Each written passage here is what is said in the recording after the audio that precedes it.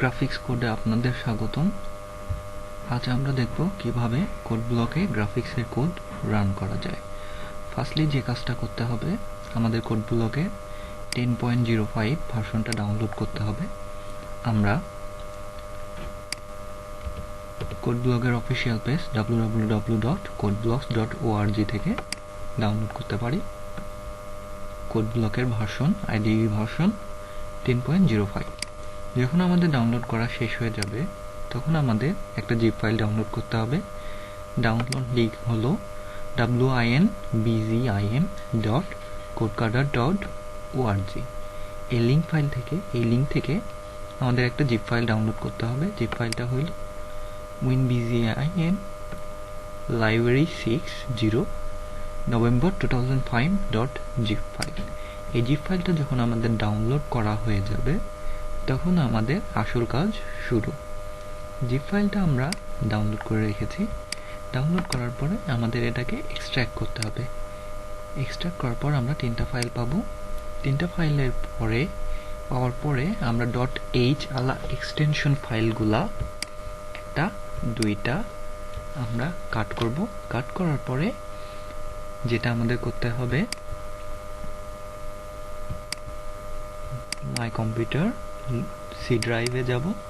আমাদের programme file code blocks MINGW তে include ফাইলে আমাদেরকে অ্যাড করতে হবে।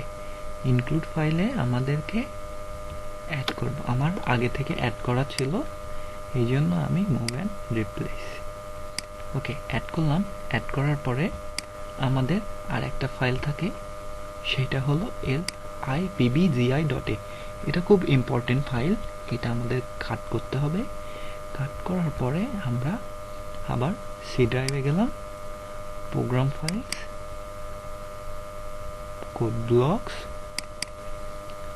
MINGW, এখানে আমাদের lib ফাইলে অ্যাড করতে হবে। lib ফাইলে অ্যাড করতে হবে। আপনাদের সুবিধার জন্য আপনারা এই পার্টটা দেখতে পারেন।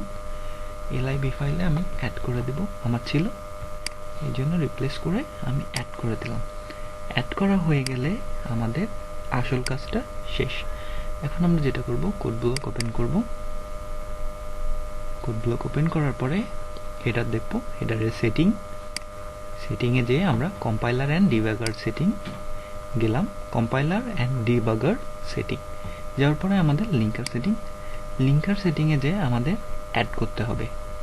Add file name, windows C ড্রাইভে যাব, program files code blocks MINGW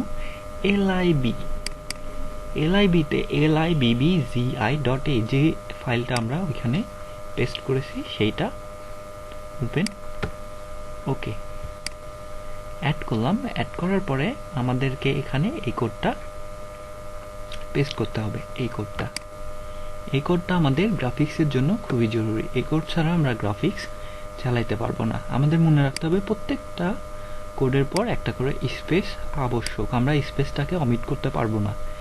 space omit করলে আমাদের গ্রাফিক্সের কোড চলবে না। প্রত্যেকটা হাইফেনের আগে একটা করে স্পেস। তাহলে আমরা এটা কপি করে কোড ব্লকসে এখানে পেস্ট করব। আমার পেস্ট করাই আছে। এখানে আমি এক্সট্রা একটা অ্যাড করেছি, যেটা হলো আমার 5 নাম্বার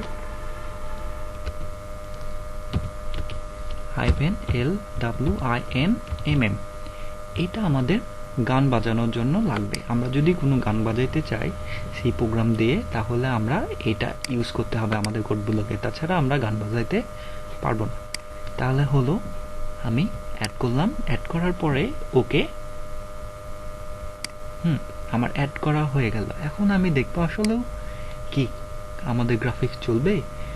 আমার একটা কোড করা আছে, এখন আমি দেখি আসলে আমাদের গ্রাফিক্সের কোড চলে নাকি। এখানে আমি দেখবো যে এই তো graphics.h আমি হেডার ফাইলটা ইউজ করেছি, তার মানে আমার গ্রাফিক্সের কোড আছে। এখন দেখি রান করলে চলে নাকি। কম্পাইল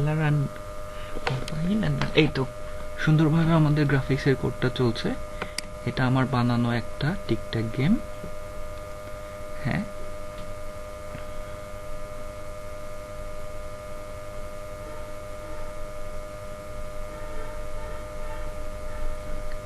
গেমে আমি দেখি, খেলে দেখি। হ্যাঁ,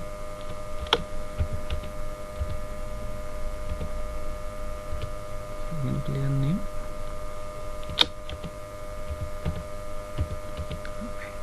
ওকে।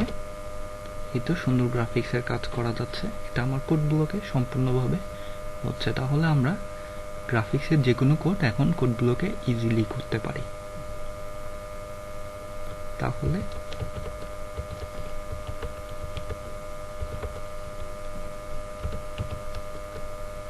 সো দেখা যাচ্ছে যে আমাদের গেমটা সুন্দরভাবে এক্সিকিউট হচ্ছে।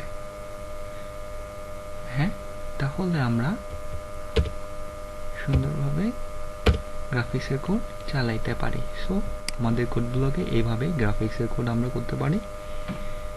আমাদের নেক্সট লেসনে গ্রাফিক্সের আমরা বেসিক থেকে শুরু করব। আশা করি এই ভিডিওটি আপনাদেরকে হেল্প করেছে। দয়া করে সাবস্ক্রাইব করতে ভুলবেন না। ধন্যবাদ। আসসালামু আলাইকুম।